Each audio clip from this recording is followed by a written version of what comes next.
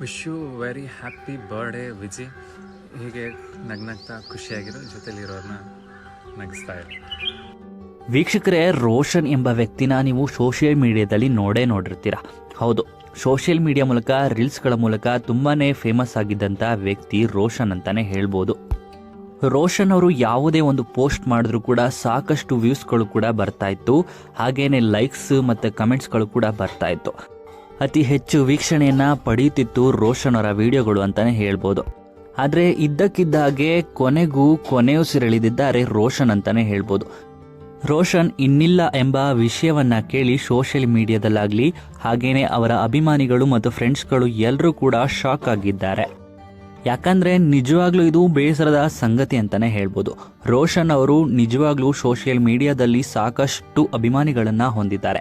ಹಾಗೇನೆ ಯಾವುದೇ ರೀಲ್ಸ್ ಮಾಡಿದ್ರೂ ಕೂಡ ಜನರ ಅಪಾರ ಪ್ರೀತಿಯನ್ನ ಹೊಂದಿರುವಂತಹ ವ್ಯಕ್ತಿ.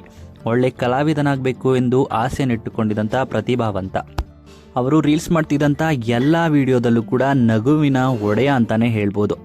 ಅವರ ಯಾವುದೇ ವಿಡಿಯೋ ಆಗಲಿ ಫೋಟೋಸ್ ಆಗಲಿ ನಗುವಿಲ್ಲದೆ ಅಪೂರ್ಣ ಅಂತಾನೆ ಹೇಳ್ಬೋದು. ಇನ್ನು ರೋಷನ್ ಅವರು ಇತ್ತೀಚೆಗಷ್ಟೇ ಮದುವೆ ಕೂಡ ಆಗಿದ್ರು. ಮದುವೆಯಾದ ಕೆಲವೇ ದಿನಗಳಲ್ಲಿ ರೋಷನ್ ಅವರು ಸಾವನ್ನಪ್ಪಿದ್ದಾರೆ. ಇದಕ್ಕೆ ನಿಜವಾದ ಕಾರಣವೇನೆಂದು ಸೋಷಿಯಲ್ ಮೀಡಿಯಾದಲ್ಲಿ ಸಾಕಷ್ಟು ಚರ್ಚೆ ಆಗ್ತಾ ಇದೆ. ಹೌದು, ರೋಷನ್ ಅವರು ಇದ್ದಕ್ಕಿದ್ದಾಗೆ ಸಾವನ್ನಪ್ಪಿರೋದನ್ನ ನೋಡಿ ವೀಕ್ಷಕರು ಮತ್ತು ಅಭಿಮಾನಿಗಳು ಶಾಕ್ ಆಗಿದ್ದಾರೆ. ಅವರು ತಮ್ಮ ಮನೆಯಲ್ಲಿಯೇ ಹ್ಯಾಂಗ್ಔಟ್ ಮಾಡಿಕೊಂಡು ಸೂಸೈಡ್ ಮಾಡಿಕೊಂಡಿದ್ದಾರೆ. ಇದಕ್ಕೆ ಕಾರಣವೇನೆಂದು ಕೇಳಿ ಬರ್ತಿದೆ ಅಂತ ನೋಡೋದಾದ್ರೆ ಫ್ಯಾಮಿಲಿ ಪ್ರಾಬ್ಲಮ್ ಅಂತ ಹೇಳಲಾಗ್ತಾ ಇದೆ. ಇದಕ್ಕೆ ಸೂಕ್ತ ಕಾರಣವೇನೆಂದು ತಿಳಿದು ಬಂದಿಲ್ಲ. ಏನೇ ಆದರೂ ಇದು ತಪ್ಪು ನಿರ್ಧಾರ ಅಂತಾನೆ ಹೇಳ್ಬೋದಾಗಿದೆ. ಇನ್ನು ರೋಷನ್ ಅವರು ಈ ರೀತಿ ನಿರ್ಧಾರವನ್ನ ತೆಗೆದುಕೊಂಡಿರೋದು ಸರಿನಾ ತಪ್ಪಾ ಅಂತ ಕಮೆಂಟ್ ಮಾಡಿ.